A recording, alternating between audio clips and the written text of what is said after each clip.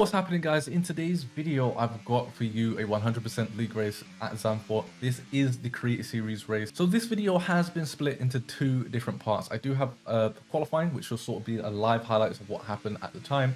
And then I have done a post commentary for the race section so that I can tell you guys my thoughts on the strategies and just give you guys an overall different perspective of what happened during this race. So I hope you guys enjoy and let me know if you want to see more videos done like this. There's always one.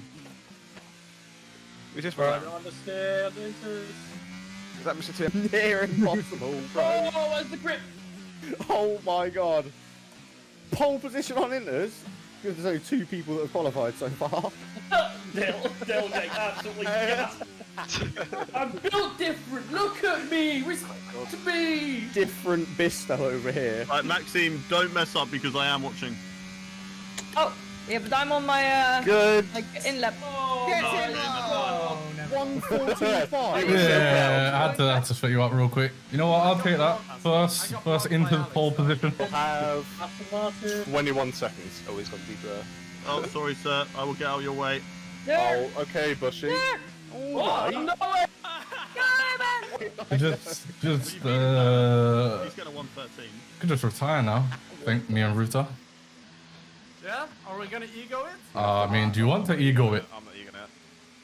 I can't ego it. We can ego it if you want to. Pace doesn't really matter here. All that matters is just getting into Q3. And once you get into Q3, then you can send it, which is exactly what we're gonna do. We'll just sit tight, and then we can always send it. That's all that matters, mate. That's literally all that matters. Like I just do one lap here. In Q1, Q2, you basically just do one lap because there's no real point in doing more if you know that you can get into Q2, because you could just save more tires if you want to. And I'm gonna try if I can and save this soft tire just in case for whatever reason we end up needing it in the race. Right, we're checking to see where Dirk is gonna qualify, because he's been talking himself up quite a bit for this one. So let's see if he can actually get into Q3. It'll be interesting to see. Second says 24.9. He's gonna be around P8, P9 area at this pace, unless he bottles it. He doesn't bottle it, so he's probably gonna be about P8, P9 then.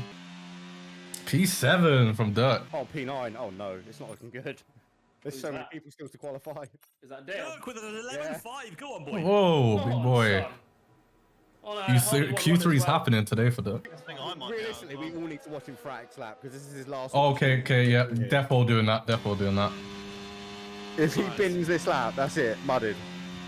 I think Is he everybody's gonna be able to celebrating break? his birthday. Oh, he's 2 temps up. He's 2 temps up. Almost always, if it says purple in the middle section. Has he done it? Has he done it? Oh my god. Oh, ho, ho, ho, ho, ho. Has Ben just made it? He's surprised by the skin of his face. I think you're safe. No. No, I think you guys are safe.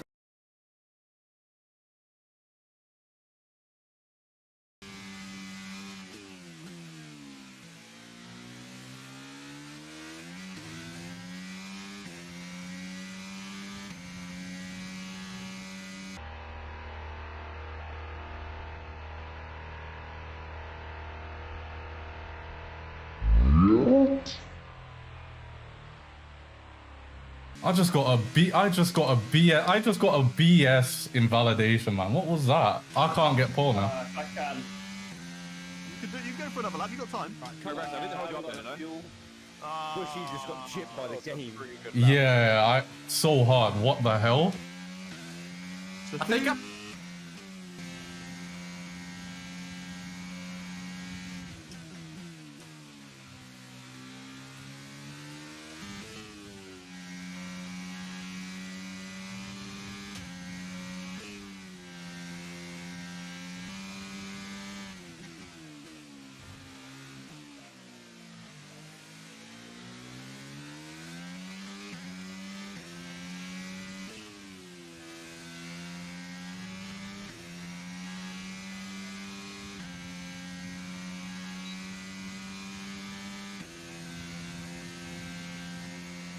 Yeah, P2 is fine. It's just I got screwed out of pole there. I got screwed out of pole because obviously with the fresher softs, that would have given me even more time in sector 2 and sector 3. So I would have probably done like a 0.4 or a 0.3. It's time! All right, so here we are moving on to the race now. We have 3, 4, 5 red lights and lights out and away we go here at Zandvoort in the creative series. Decided to do a postcom here mainly because I didn't actually talk that much. As you can see, Alex already on the outside of us and he's gonna just get natural grip compared to us. He's on the mediums, but the main reason I wasn't talking too much is because I had missed the last 2 races, and the previous 2 races I DNF'd from being taken out, and due to the fact I was too ill to continue on the Silverstone race, so I'd missed out a lot of races and I really wanted to come back with a bang. So this was the first race back in about a month really. So yeah, I had a lot to prove, so I was a little bit less talkative during this race than I usually am. But yeah, you can see, as I said before, Alex got past us on the mediums. The hards take quite a while to fire up around here, so I was just trying to stay as close to him as I can. It usually takes, I want to say, around about 7-ish to 10 laps for the hards to fire up around here, whereas the mediums take about half of that, roughly about 3 to 5 laps, I think, before they're really fired up. You can see now we do have Jake or Meraki behind us as well. He's on the mediums. Don't really want to let him by. I don't want to let many people in front of me, of course, but naturally they're probably going to get past if they're on the mediums. But we did pretty well. Lap 3, only 1.7 seconds behind Alex, and we do have GB behind us as well, and he's ready to overtake us. We do have Tom as well on the soft tires, so my thought process here was, as soon as GB gets past me, just let Tom by. Obviously he's on the softs. We don't really want to hold him up as much in this stage of his tire cycle. So yeah, you can see GB just naturally gets the drip on the grip, not the drip, on those mediums, and he gets around the outside of us, and then we just stick to the left hand side, let Tom by, and then we just try to follow him. We really want Tom to be able to attack GB here because he is on the softs. The softs don't really last too long, so by lap 10 arguably Tom would already be in the pits here, so we sort of want to just disrupt GB a little bit with Tom's soft tires, and it's really good to have the teammate who's around the front on a completely different strategy, because it does mean that you can actually sort of mix things up and plan your attack in a completely different way. So that was sort of our thought process at the time. Just let Tom have his way with GB basically and see if we can pick up any of the scraps. Now we do have Razan behind us as well. I'm probably not gonna let him by as readily as I did Tom, but he is on the soft tires, so yeah, it's only gonna be a matter of time before he is gonna be trying to go around the outside of us and stuff like that. So coming off of the final corner now, yeah, we're doing a pretty decent job. Just stick with GB and with Tom as well. This hard tires maybe slowly firing up a little bit quicker than I thought. But here comes Razan now on the soft tires. He's going to go around the outside. We go defensive, and even though we were pretty significantly ahead and we taken the shorter line, soft tires just have so much grip. We understeer into him a little bit, and then going into here, we just understeer into him. I felt like he should have backed off there, but he didn't, and we end up having a little bit of a collision here. Luckily, nobody got any sort of damage from that, and we just went on our way, really. So I'm not sure if he pit after that. I'm not sure what happened there, but now you can see Meraki is back behind us, and we're slowly starting to catch up to the guys ahead. This is when the hard tires are really starting to fire up now. You can see Tom is there, and Alex, who was running in P2, he ends up spinning in the hairpin, and that gives us a position which was very, very needed, to be honest. But yeah, still catching up to them guys, and as time goes on, we're just getting quicker and quicker. You can see now that Tom's softs are slowly starting to fade, whereas the hards are really getting into their motion now. So at this point in time, I'm like, Tom, you gotta get out of the way, man. You're holding me up right now. And Tom was just saying, you know, he wanted to have one more crack at GB, and if he couldn't overtake GB, then he would let us by. Personally, wasn't the biggest fan of that, just because I really wanted to get past him as soon as possible, because at this point I was feeling good. So I knew that sooner or later I was going to overtake GB, and we can continue pushing on towards Ale, who actually underfueled in this race by 7 laps. So at the beginning of this race, he was absolutely rapid, and it's mainly because he had so little fuel, but that does come back to bite him in the butt later on in this race. So yeah, you can see now lap 12, we did break a little bit too late, and almost collided into Tom. That didn't allow us to overtake him on lap 12. However, we didn't make that same mistake on the next lap. In lap 13/14, we managed to overtake Tom, and now we can actually attack GB properly. And you can see that Ali is almost 10 seconds ahead of myself and GB, and again, that's simply because he underfueled so heavily at the beginning of the race. He was going to just naturally be so quick compared to us. I actually overfueled by about a lap and a half, which proved to be a pretty good choice there in terms of the ending of this race. Now, talking about this race, the weather, I haven't actually mentioned much about the weather, and you guys saw at the beginning, it is actually going to be raining in this race, and it's going to be raining towards the end. So the goal was to initially get towards that section of the race just on the hard tires. The hard tires do tend to last quite a long time in these 100% races, even at tracks like Zandvoort, where the tire wear can be a little bit difficult to sort of manage throughout the race. So yeah, that's the goal. See if we can get there.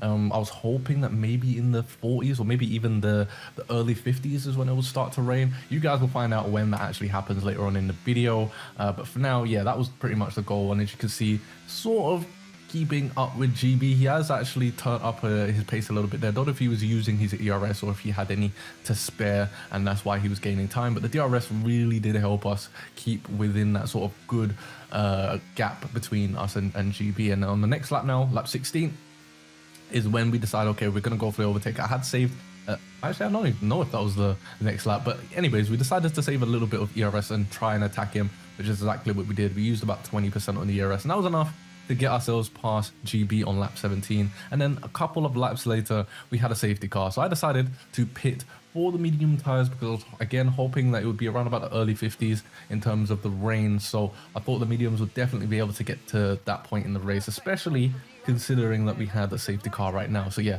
decided to pit for the medium tires. And you can see now that Ruta has actually stayed out on his hards, and he's now in first place ahead of Ale and myself. So yeah, I knew it was going to be a pretty interesting restart with him being on used hards, Ale being on fresh hards, and myself being on fresh medium. So what I'm going to do right now is I'm going to stop here and let you guys listen to the safety car restart from the POV of Badgerman and George Morgan. We are getting ready for the restart. Tom, who has pitted not under the safety car, but 4 laps prior.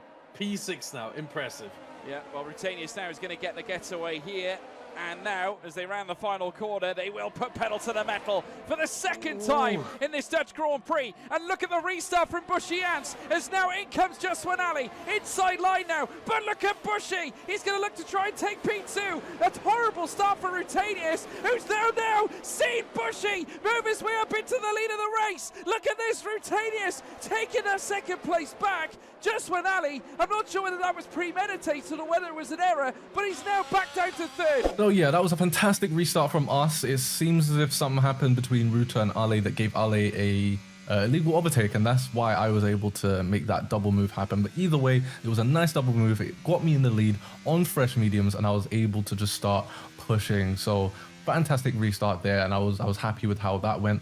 So we're already 1.3 seconds ahead, 1.4 seconds, just gaining temps on Ruta. He is on used hards at this point, so he's going to be pretty slow, and the longer that he keeps Ale behind, the better for me. But Ale does get past him due to this amount of grip that he would have over Ruta at that point. But it wouldn't be too long until another safety car came out. So even though I was doing pretty well with pushing here, it wasn't really going to last that long, and soon enough we would be back to the same gaps that we were before. You can see the yellow flags are happening right now, and eventually that would result in another safety car as Infratic ends up DNFing out of the session for the 50th time, I believe. This happened to him so much. I do feel bad for Fabio when it comes to the Creator Series. He always finds a way to DNF. I'm not sure how, but we're going to do a massive jump here. You've just seen we're on lap 24. We're now on lap 55. And that's because after the safety car restart, pretty much nothing happened at the front of the grid other than me and Ale just really gapping everyone else. At this point, I was pretty sure that Ale was going to be quicker than me on those hards. Now, the mediums were starting to wear out. The rain still wasn't really here just yet. And yeah, I thought he was going to get past me. At this point, I did know that Ale had underfueled. So I was thinking if he does pass me, I'm probably going to get him back just when he actually starts to save. As you can see here, we speed up the footage here, and we were just keeping a good gap to him. So I think at this point, he'd already started doing a little bit of saving, and that's why he didn't overtake me, just because he knew that even if he had overtaken me, I was going to get him back eventually anyway when he started saving fuel. So yeah, good strategy from him, but I think he just underfueled way too much to really recover from that. So as you might have seen there quickly, I did check my tire wear and we're at 62% tires. So I was getting a little bit nervous at this point because it is lap 57 and we're running out of tires. We're running out of time here. So it's really just a battle of how long can we last? Is the rain going to come first, or am I going to get a puncture first? And luckily for us, on lap 59, it started raining. Now, according to Router, it was actually going to take around about 5 laps for the inters sort of side of things to really kick in. Luckily for us, it didn't take 5 laps. Literally that same lap, it was wet enough for the intermediate. So yeah, as soon as I saw that DRS disabled sign, I was like, thank God, we're heading straight into the pits. The mediums managed to last until the rain. I was so happy there, because if I had gotten a puncture, that would have pretty much been race over. So we head into the pits. We're on the mediums now. We're going on to the inters, and as you can see, we built up over the course of those like 30 to 40 laps, we built up about a 17-second gap, me and Ale, to Alex Gillen behind us. So yeah, there was a massive advantage for us, really.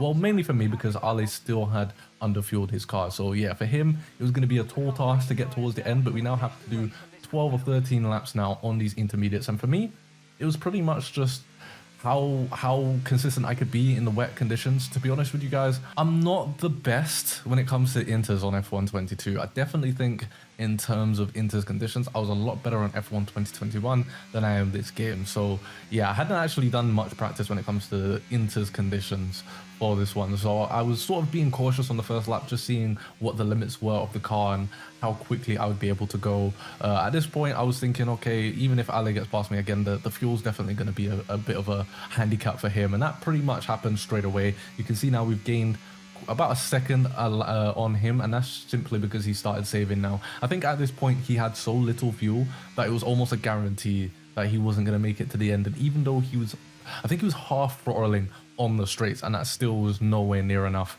to help him out there. So yeah, for him, pretty much race over, and the next guy to threaten us is over 20 seconds behind. So yeah, it was just a case of bringing it home, really. I have enough fuel. The fuel's not really going to go down now that we're in wet conditions, and yeah, I just had to ride out the rest of this race. And to be honest with you guys, it was a fun race, and it was fun hearing how everyone else was getting on. A couple of people DNF'd, a couple of people had issues. I think Dirk had spun a couple times, and that was pretty funny. But for me, it was a relatively boring race for the most part. It was mainly just me and Ale. We just had the pace on the second stint that really just brought us away from everyone else. And yeah, on this final stint, which was the case of bringing it home, I was still pushing it just because I wanted to see how quickly I could go on the inters and how much of a gap I could build.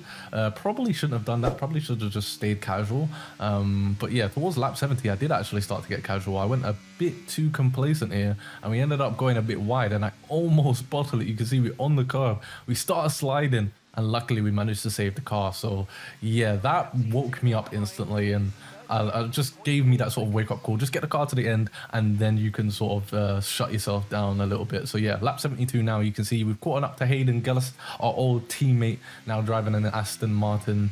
He's been lapped already, so this is the second time that we're lapping him. He had major issues this race, so yeah, that's why he got lapped so many times. And at this point, he was begging me not to overtake him so that he would get lapped twice. So I was like, you know what?